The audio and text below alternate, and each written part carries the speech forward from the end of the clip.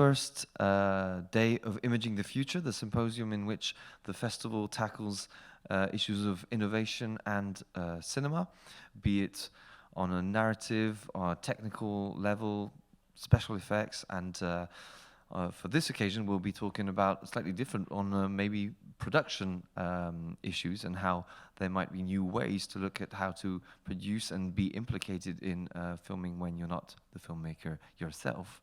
And for that we are very lucky to have among us Simon Jaquemet, director of Chrieg and die Unschuldige, which were presented at NIFFF in the past, and who has a film coming out at some point in the future, and who will be talking about his new idea of a new type of studio, which he calls electric.film, but he will talk about it much better than I will, and so I ask him to come to the stage and enjoy this moment.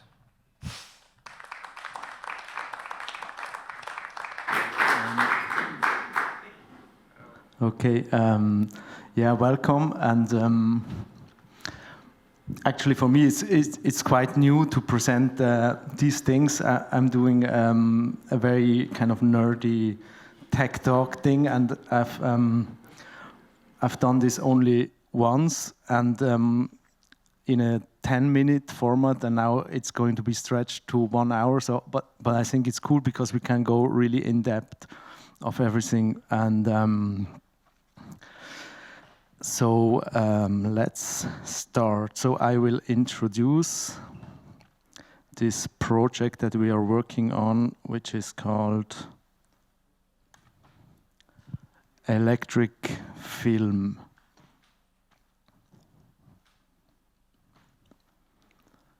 So, and what we are trying to build is a decentralized film studio. And now I already kind of deviate from the thing because, and I want to ask you, how are you? Are you very native to blockchain, Web3, NFTs, DAOs? Here are there people who understand everything, so I could skip it? No, okay. So this will be. So I will really do like a from the ground up introduction into what this all is. So what the hell is a blockchain? Because this is a blockchain project. Yes. So a blockchain is kind of a distributed ledger. So it's a way to store information like without anyone owning it, like in a decentralized way. And it's not so easy to understand. And I think I also don't fully understand it, but I understand it in the very basics. So how it works, there are these blocks which store the transactions that happen and who owns what. And then there is a concept called hashing. And hashing is, I don't know the word in English, maybe someone knows it, like a Quersumme. Maybe someone understood. It's like a very advanced Quersumme. So if you have like kind of a block of data and you create the hash of it, there is only a one-way street, so you can always verify from the hash what the data, if the data is correct, but you cannot reconstruct the data from the hash. That's how passwords work normally. How passwords are stored, there is the hash stored, and never the password, but with the hash you can check if the password is correct. And with the blockchain, it's a bit similar. So there's a block, and this block contains all the transactions that have been made. And at the end, there is a hash generated of the block.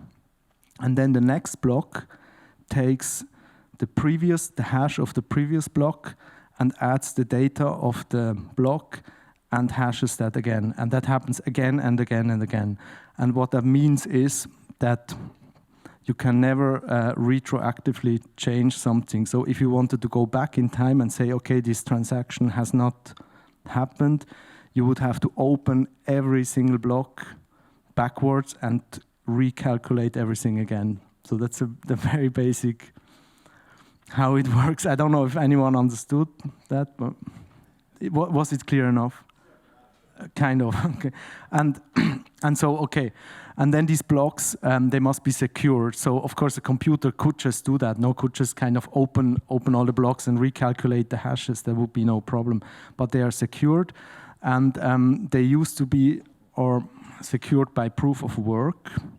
And I think at the moment it's almost only Bitcoin that still works like this, and the others have changed.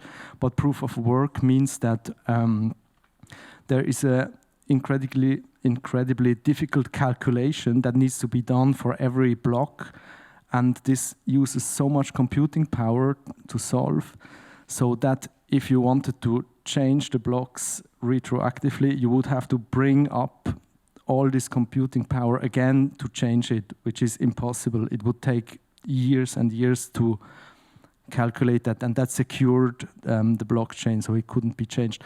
And now, at the moment, most blockchains are proof of stake, which I have a hard time to understand in the very technical background, but it means that there are not anymore these kind of useless calculations, but it's more like the miners or the validators are staking an amount of money to prove that the blocks are valid, and if someone would fraud it, they would lose their money. And this is much more environment friendly because the proof of work used a lot of energy. So, and I mean the cool thing about blockchains are they are trustless. So the thing is, I think we all don't have any control, or not real control, over the money that we have in our banks.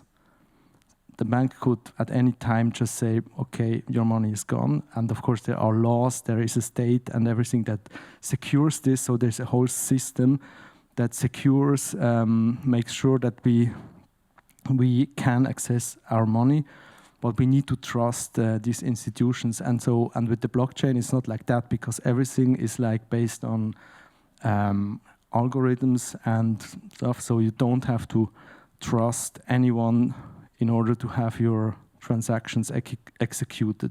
You just need to not lose your private key. I mean, that's the other problem. That means, okay, you don't need to trust anyone, but on the other hand, there's almost no safety. If you lose the key for your wallet ID, your funds are gone forever, and there's no one that will bring it back. And of course, it's also decentralized. There's no central entity, and blockchains are censorship resistant. There's really no entity that can control what is on the blockchain.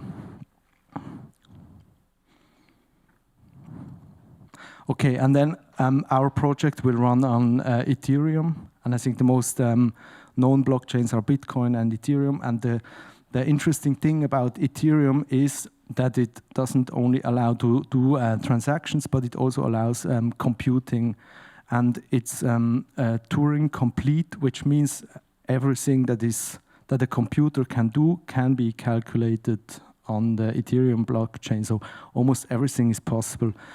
And I would say the last big hype that happened in the Web3 blockchain space was DeFi, decentralized finance, and there were super crazy and interesting constructions of kind of yield farming and swapping and all that. I will probably demo a little bit of that. Maybe even, yeah, maybe not now. And then the other thing is Web3, and I think Web3 means more or less the same, but it's a bit, because I think crypto and stuff has a bit of a negative connotation to it, and it's also a bit like a marketing thing to call it Web3. But I think what they mean is like Web2 was like the internet of social networks, and Web3 will now be the internet of that is kind of blockchain based and allows you to do transactions and all that. And maybe now I can really demo a little bit how it looks.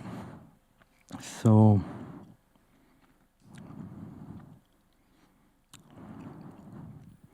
okay. Has anyone of you used any Web3 apps? Okay, cool. One. Because it's really interesting. Also, when I started to get interested in it, I realized there are so many websites where it says like you cannot really do anything, but then it has a little button that says connect wallet, and it took me quite some time to understand what that means.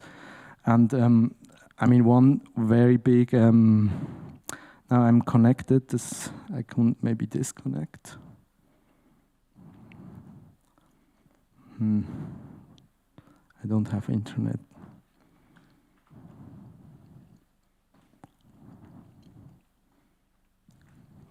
Yeah.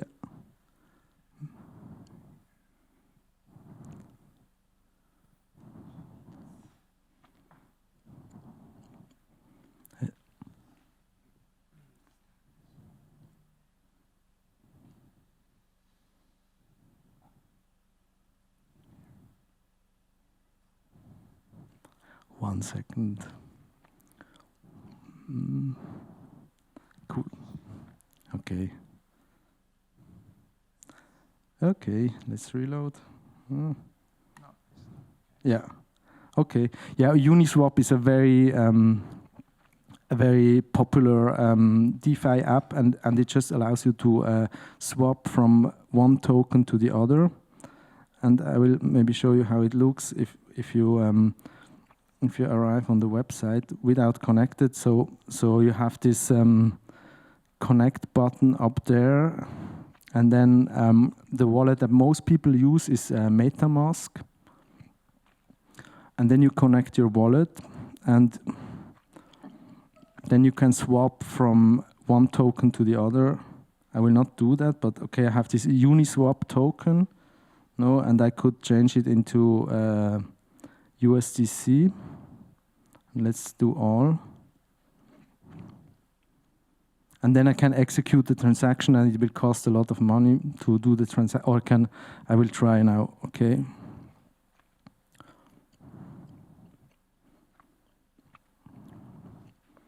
I will not do that. It's probably super boring. Well, let's see. Okay, so now you see here the transaction itself also costs. I mean, this is kind of cheap for the moment. It costs $5, but that's a big problem also on Ethereum because it's always a bit congested, and the price of the transaction is like relative on how many people want to do transactions. So if there's a lot of activity, the cost can go really up, and I think it's too much, to $5 to swap a token.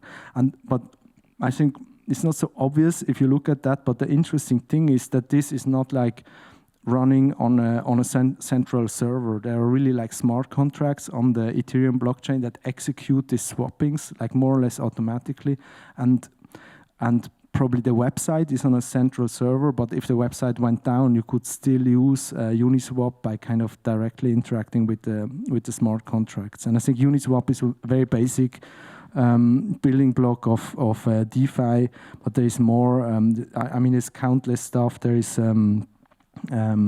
StakeDAO. I mean, if you look at these interest rates, it's not bad, like 17% to 40% interest, and it's like 62%. Interest on your deposit, but it's super unsafe. But and this is also fun. It's also a big. I mean, Curve is a huge, super important. Also, like kind of a swapping liquidity pool thing. And this is now the old interface. So the interface is really great. It looks like a DOS or something. Okay, I go back to the. Yeah, I can show something more. What is also super interesting in Web3, there are social networks, and I think this will crazy blow up. There is a thing called Lens, which wants to be like a replacement for Twitter, and there also the cool thing about that is that it will be a completely decentralized social network where there is no Elon Musk and no central server, and no one can actually impose any rules on what people post there, and you own your own posts and your own content, and you can kind of monetize your own content. And this is still kind of in a beta phase, but I think it's really good, and it will blow up at some time. Okay, so I continue. And okay, so NFTs. What probably you all have heard about NFTs somewhere in the media or something. So NFTs are actually, it means non-fungible tokens, and what that means is like normal money, like Swiss francs, or also most currencies on Ethereum are like fungible. Like any Swiss franc can be exchanged with any other Swiss franc, and it has the absolute same value. And non-fungible tokens mean that every token is like unique, and you can make kind of your own token, which has like, I don't know, 1,000 different tokens, and each one is different, and it can be identified as a unique token. And this is has become very popular to own and sell and trade digital art mostly, but it could also be used for many other things. It could be used for like tickets or memberships, or even like to attach a real world object to an NFT, which then could be traded. And for this, I think I also show a little bit of stuff. So the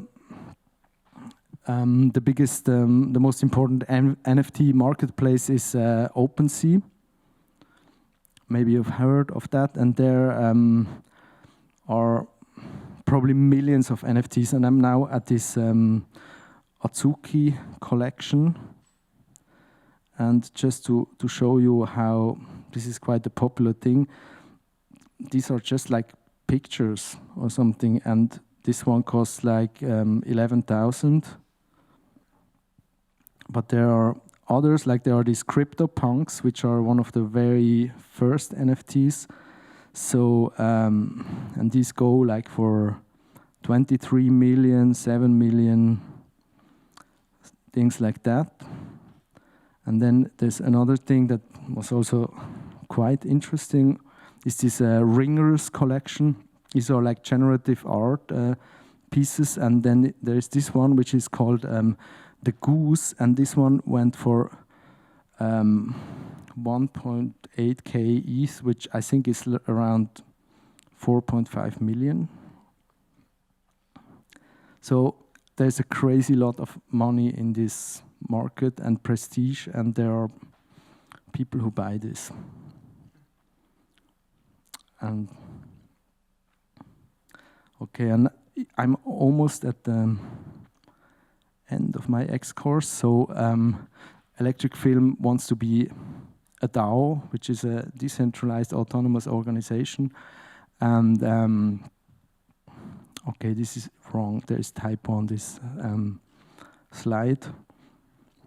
And a DAO is just an organization that, in the best case or in its ideal form, it would just live on the blockchain in form of smart contracts, and everything would not really need any centralized entity that organizes anything.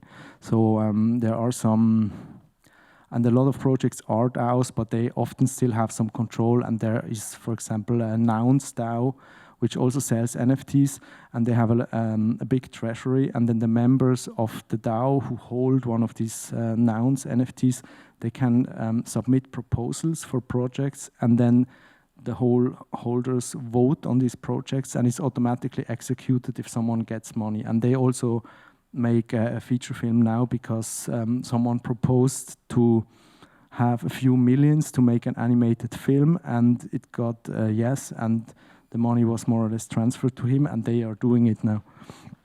So, okay, that was the general basic blockchain, Web3, NFT, DAOs, X-course. Are there any burning questions now, or was it clear enough, or?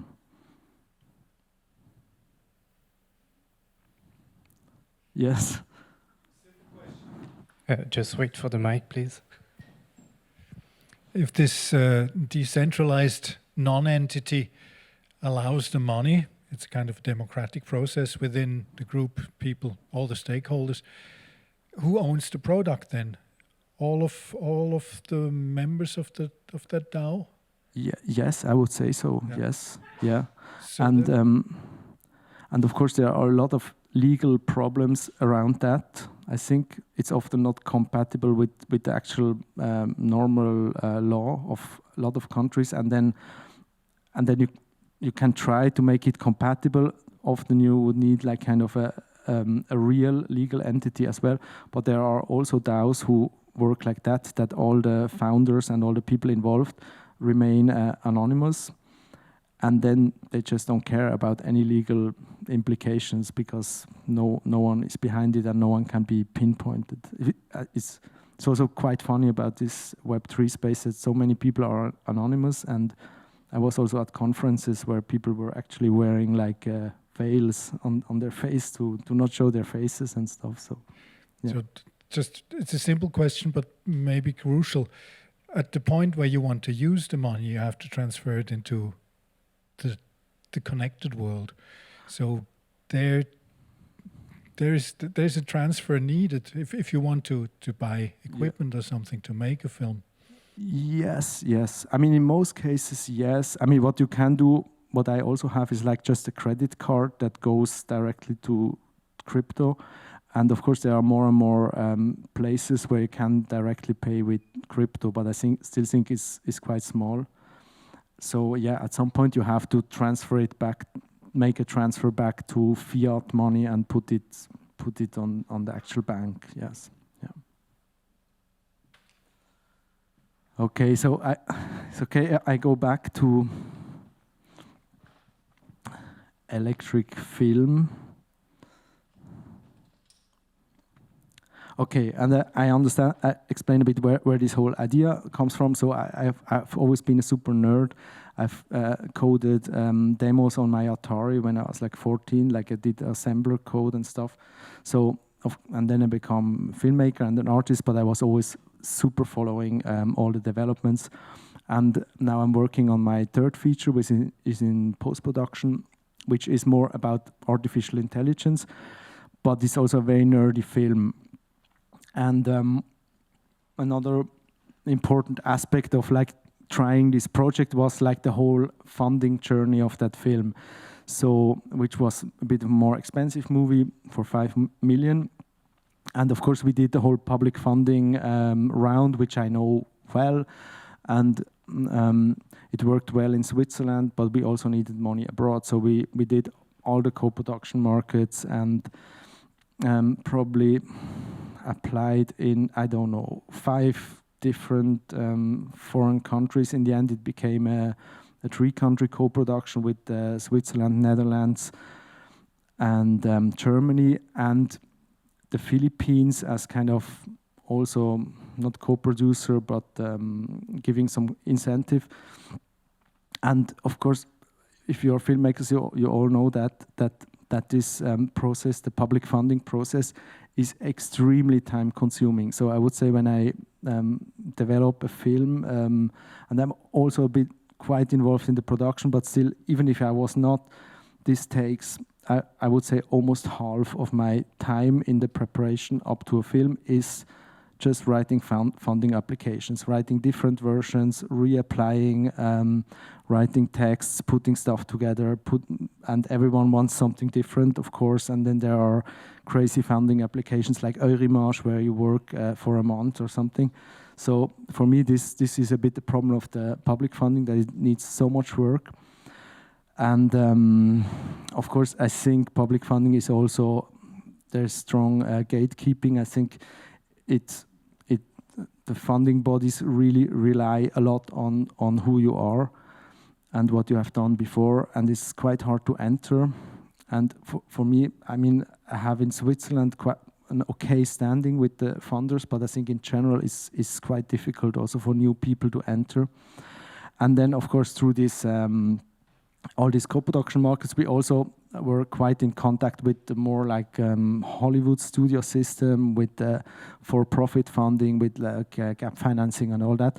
And there our experience was that if you don't have super A-list, extremely famous actors, you can just forget it. I mean, all these kind of for-profit funding bodies, they really need all these calculatable assets to give you any money. And I think what was also for us especially difficult is really to find like the very last money to make the film. In the end, we decided to shoot even if we were still missing like 250,000, something like that. And this last part is really difficult.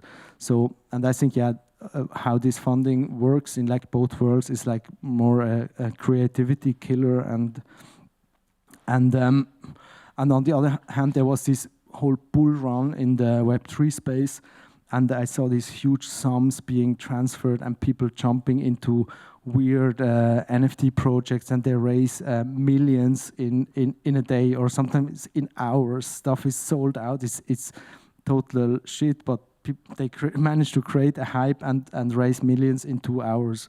And we have to do 2 years of like co-production market rounds. So I thought, like, okay, maybe we should bring these two things together, because also I think in the Web3 space there's not so much good art. I mean, you saw the stuff like the goose and all that. I mean, there are really interesting things, but still it has some very naive quality to it. So we thought, like, okay, let's put this together somehow. And of course, the film that I'm doing, which is a nerdy film, works super well as a pilot project for electric.film. And also it sets us off a bit from other projects, because most projects that try something similar, they have no film. They just promise, like, okay, if we raise this and this money, we will produce a film. But we have a film already, and the film is about artificial intelligence, which is unfortunately a super hype topic at the moment. And we were all at all the co-pro markets, and now, okay, I will not show this, but I will show even something much more exclusive.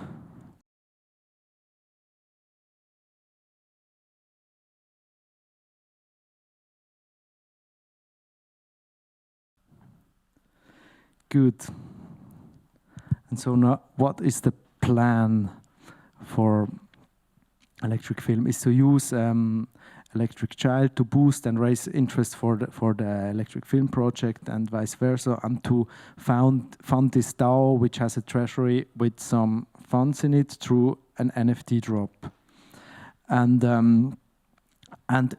with that money from the treasury, Electric Film would become a co-producer of Electric Child, and as a first thing. But then further on, the DAO members, like I explained you in Nouns, they could submit projects to be considered, and also the team would of course scout for projects, and then the DAO members would decide in a voting process which films get funding through the DAO. And of course, the idea is also that then the success of the films would boost the DAO, and the value of this NFT token would raise with the success of the films. But also, since Electric Film is a real co-producer, there is some chances if a film does really well that money would come back to the treasury. And of course, then there will be a lot of benefits for the holders of this NFT, that they could get like small collectibles and things, but it could go up to getting like an official co-producer or like executive producer credit on a film that Electric Film produces. And further on, the idea would be that if this all goes well, the project could attract more investors to raise more capital, or we could also do like a token launch for a fungible token and raise some capital like this. And there could be then, at the moment we cannot do any profit share, but maybe later we could do a profit share mechanism that is kind of automatic. And further in the future, it would be great to do it like full circle, to finance films, produce films, and then also stream them. So it would just be directly revenue coming back into the treasury. And then at the I hope there's no one from Netflix here. I hope not. The idea is, of course, to replace Netflix with a decentralized alternative that is actually owned by the filmmakers and film fans. And I think I'm not sure if it will be us doing that, but that this will most likely happen, I'm quite certain. And so this Genesis drop, this token sale, should be also an interesting artwork on its own. And what we try to do is like we try to experiment with AI art, and we want to do something which has been very rarely done, to do real-time generated art that is on Mint created and will be completely unique. And we might also try to collaborate with AI artists which might design the whole model, or maybe it will be like every 10th token is, for example, by and will be a special token. And now I think, how are we? I think we are okay with the time, so I can do the second exercise. Or if that interests you, does AI-generated art interest you? Yes, okay, good. So for this, I can also demo a bit. I mean, this is totally crazy what is happening now, because it's like exponential. It's like every week there is something new, and it goes from super basic to crazy very, very quickly. And so I mean, this is like Stable Diffusion, which is an open source model. And the funny thing is, I have here a model running, and please forget this URL, or I have to change. A model running that was actually trained on images of Electric Child. So what should I enter? I have here a few prompts. So I can put in here something like an intriguing, surreal, beautiful film still, and then might be a negative prompt, what it should not be, ugly, deformed and stuff.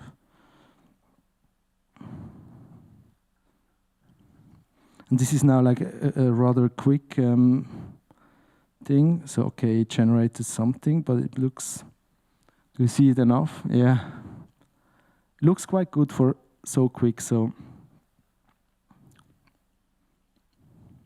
And here you see, I mean, okay, you haven't really seen the actor much in the image, but you see it picks up something of the style and the idea of the actor, and I think the possibilities, and this is just a very simple, basic generation, and the possibilities are crazy of what you can do with that.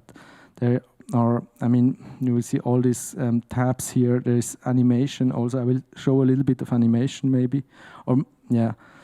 And then here is, for example, this is a prototype of the AI art generator. So in the end, if you want to buy one of these Genesis NFTs, you will click mint or something, and then it will start to calculate something. It takes around 30 seconds, and every time there is a totally unique image, which in that case it has not so much variation, but it always has something to do with the film. And I guess we will try to give it a bit more variation, but I think it's really quite impressive. And maybe to go a bit further, I mean, I am mostly, there are also a little bit more the paid generative models, but here I'm really all in this open source community, and the interesting thing is really that people train their own models, and it's become really, really good. And I think with the, you still kind of see it, but it's getting quite photorealistic. And an interesting thing, of course, in this whole open source thing is there is a lot of erotic use. Don't know if I should click on this. It's okay, but it's really also a big part that they try to do porn with this stuff. And I think this is only a small selection of like different models. Like and you can see. I mean, what I am interested is more like a bit of weird artsy stuff. But if you want something really realistic, it's really crazy, and it seems like it's getting better and better every week, and it's more high resolution, more variation, clearer. So it's really crazy.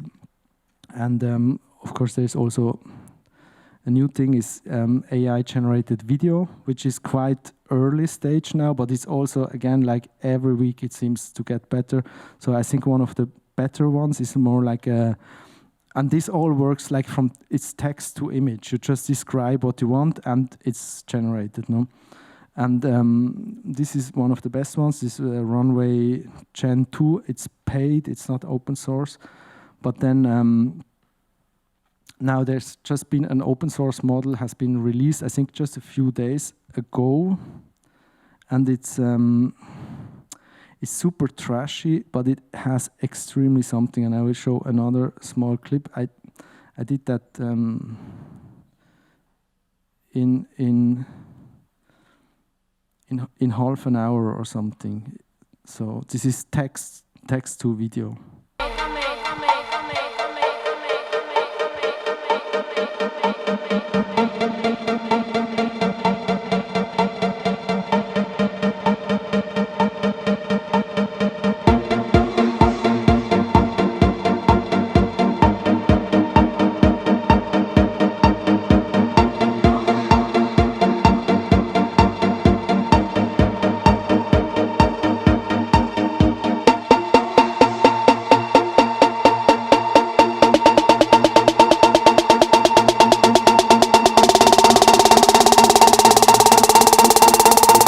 ¿Sabes dónde me gusta a mí?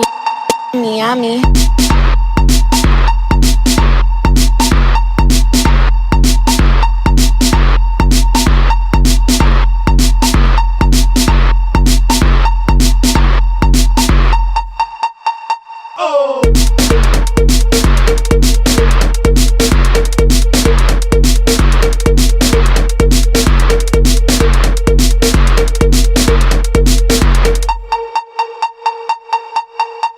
Miami.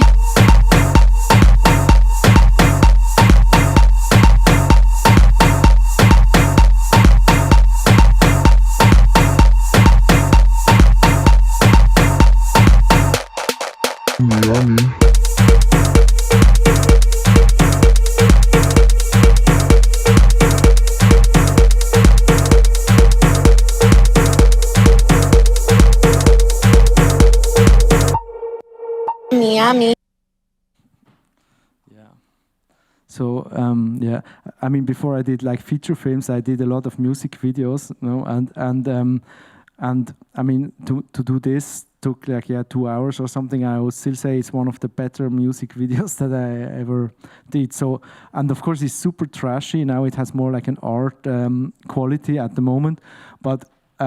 Since it's moving so fast, I think in half a year we will see photorealistic video just from descriptions, and what that means for the film industry is crazy, and also for the VFX industry. I think the VFX industry will be completely transformed, and I don't think that anything like 3D modeling or rendering or all that will be necessary anymore very soon, and I guess even for live action films, there will be very soon, you will have to really, really strongly justify why you want to shoot something with real people and all that, because it will just be generated. And I think the first thing will be just cartoons for kids that will, like, maybe even next year already. And so it's really crazy how fast it goes, and it's a bit scary. I mean, it has not much to do with the Web3 project now. And let's look at the time. Yeah, no, I think I should go on. But I mean, it's super funny art stuff. If you want, there's a guy called Roope Rainisto, who's actually a script writer. I think a Finnish script writer who has really dug into AI art, and he does super funny and cool videos and also photos. But I think I'll move on, because otherwise it's so Okay, that would be... Okay, so these are like just kind of research, testing stuff. This is all like trained on electric child, and I would call it imaginary film stills. It has nothing to do really what is in the film, but it has something to do. And then this is one of the other AI artists that I would really like to work with. It's not confirmed yet. Who kind of invented a imaginary use subculture in Japan. Okay, a bit like technical stuff. This is like comes a bit from the investor pitch, so I would just run through it. So it will be the Genesis drop late summer, only one kind of token, supply, current exclusive, surely less than 4,000, and one token will cost something between 80 and 500. Okay, I will really ask that now. How much would you pay 500 to buy one of these membership tokens to be part of electric film and also own an interesting piece of art, or not? Or who would pay $500 maybe? Okay, good. Yes, yeah, okay, yeah. And $80, would we have more people buying if it was just 80? Okay, good. I mean, we have to really figure that out because it depends so much on the market and on the thing, what will be the price and all that. And there will be a pre-sale at the discount, and I have some golden codes which make you go on the pre-sale list. And of course, we encourage to mint several of these, because then there will be kind of the utility for the holders. Of course, everyone can vote, everyone can submit. There's behind the scenes things, or maybe even like props from the films will be raffled to the people. There might be creative collaboration that we form some groups who work on a film project. And then I think the thing of entry into film credits or executive producer credit, that will be something that you only can get if you hold a certain number of these tokens there. So of course the airdrop will come to the holders. Well, we cannot say that. And there will be the voting model inspired by the Swiss model with 2 chambers. One is like per investment, and other one is just like per person or wallet. So that someone who has a big investment could not control the whole body, and also someone who has a big investment could never be overpowered by the people. Okay, and then this is the team. I mean, it's me, it's Olga, who's also mostly a producer, and then we have Glope Reto, who is a Web3 guy, and quite some more people also, but this is maybe a bit a core team. Then we have 2 Swiss guys, and it's, of course, unfortunately, it's a very male-dominated space, this whole thing, which is a bit sad. So we have Martin and Malik, who are 2 Swiss guys, and then we have Julian Flores, who is a US marketing specialist. Okay, and does any one of you have POAP? No. I don't know what happens if you take a photo of this. Maybe still, because POAPs is also, it's a funny thing. It's mean like a proof of attendance protocol. And maybe it works even if you don't have the app. You can take a photo and might save it for later. But it means normally, I mean, this is only if you've been here, you get an NFT that confirms that you have been physically here, and no one can take it away from you. And then you can also do some, connect some utilities with that we could say, everyone who has this POAP will automatically get on the pre-sale allow list.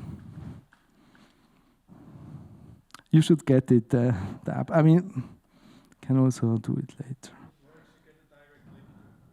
You get a link.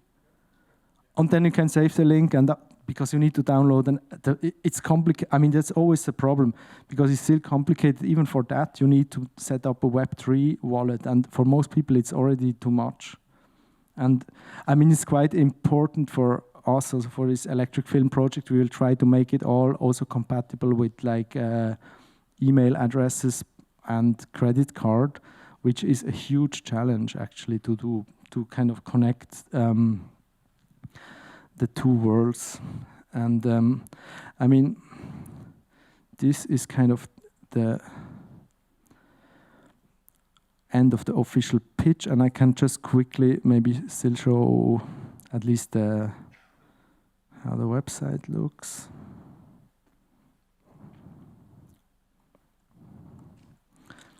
And we're still kind of early stage. So I mean, the electric film website is like this, and at the moment the only thing that you can do now is to get on the allow list. And here you can, if you get one of these golden tickets later, you can enter this golden ticket, and then you can enter your wallet ID and you are on the allow list. Or you can, if you're not on the allow list, you can, okay, problem is I'm probably all on the allow list. Then you can send us a quick message why you want to be on the allow list, and at the moment we will accept everyone. And once you are there, you can also, and this is also a thing which I don't know, does any of you know Discord? Because the Web3 space, Discord is super important, which is like a gaming server. And that's more or less where a gaming chat server, and that's more or less where our community is. And if you are on that allow list, you will automatically get like access to this Founders Circle channel where all the people who are on the allow list are, and where they will get some like even confidential insight into Electric Child, because everyone here is a bit under an NDA or something. And yes. Okay, and I think now it would be the time for questions.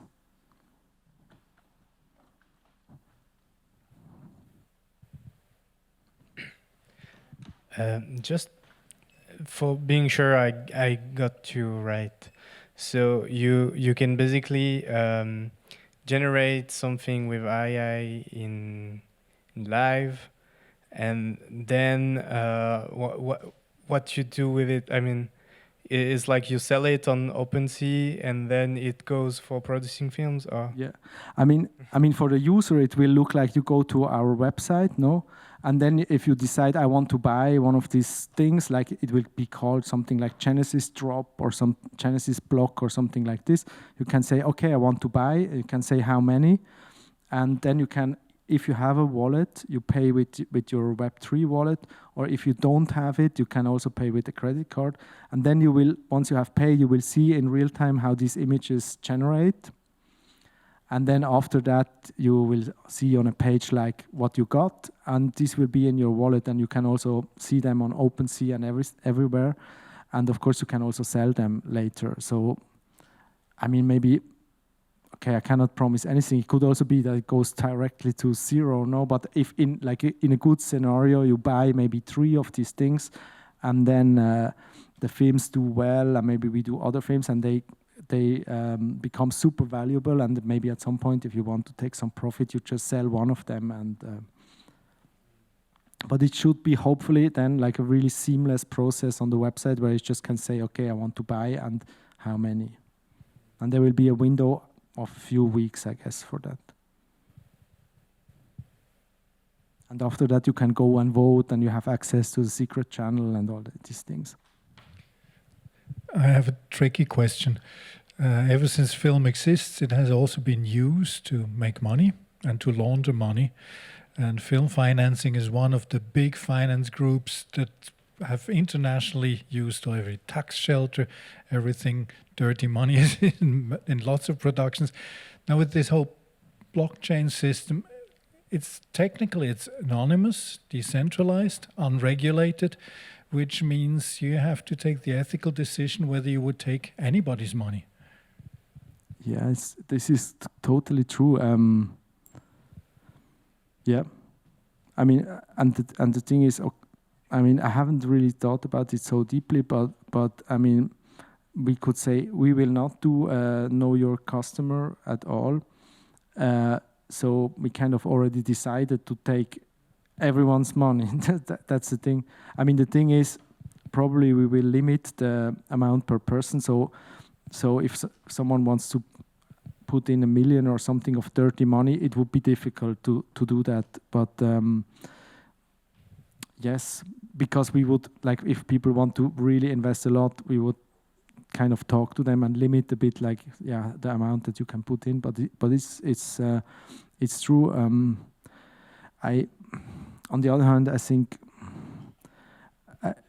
it's also a bit overrated or something, the money laundering aspect of blockchain, because in the end it's all transparent. No, in reality, all the transactions are totally transparent, and it's not so easy, because if you want to ever work with real money, you have to go in most cases through a centralized exchange.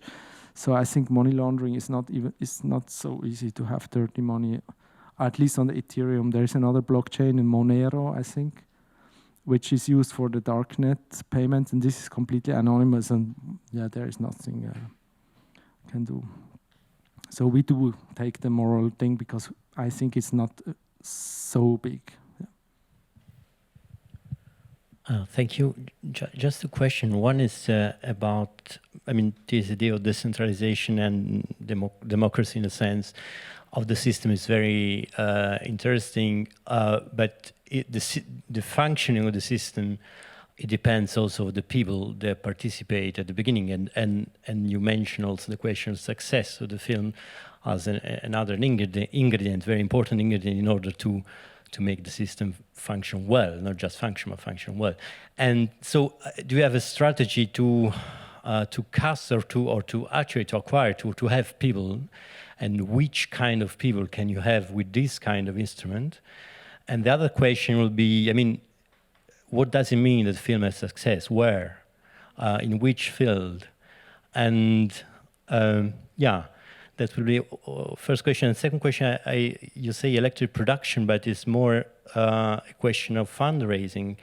I don't know, how is the possibility of these people participating to the real process of production, in the sense decision during the production, etc., or is it just a question of trusting at the end and say, okay, I give you money, and then is there a way to control or to intervene during the production of the film or not?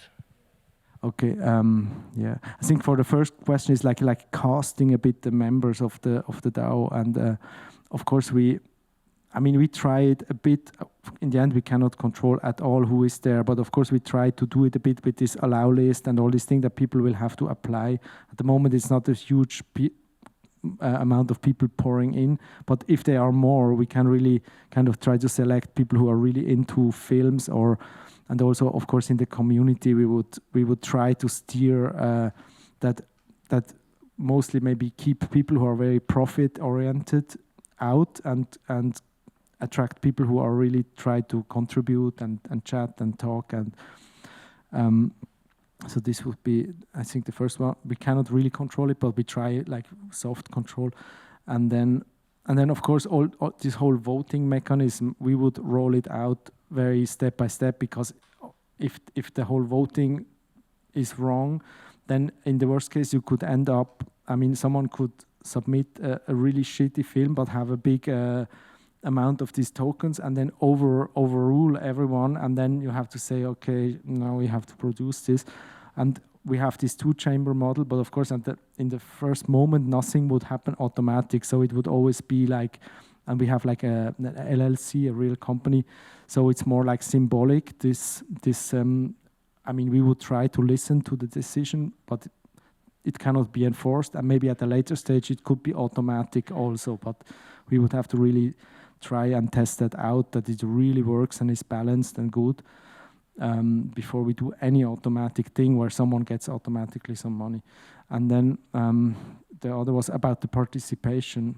I mean, we haven't really thought it through to the end, but what I think, what I would probably not do is have like the whole community too much of an influence on creative decisions, because I think majority decisions are often not good creative decisions, but we would probably try to form commissions to really say, hey, you can apply to be in the script writing group for this project, and then people would have to apply, and we would select them, or like maybe there would be a democratic process how they be selected, and then we know, okay, we have a group of people who are really understand something and are motivated, and they could have a close contact and really have a saying on the script. And I think this would be could be actually really valuable to have that. You have a very diverse group who review a script, or like even watch a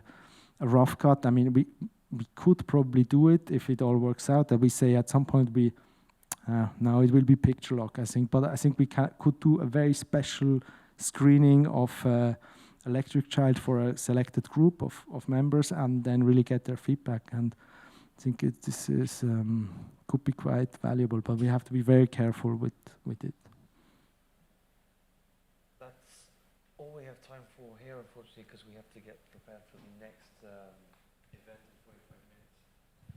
How does this work? Oh, yes, that's better.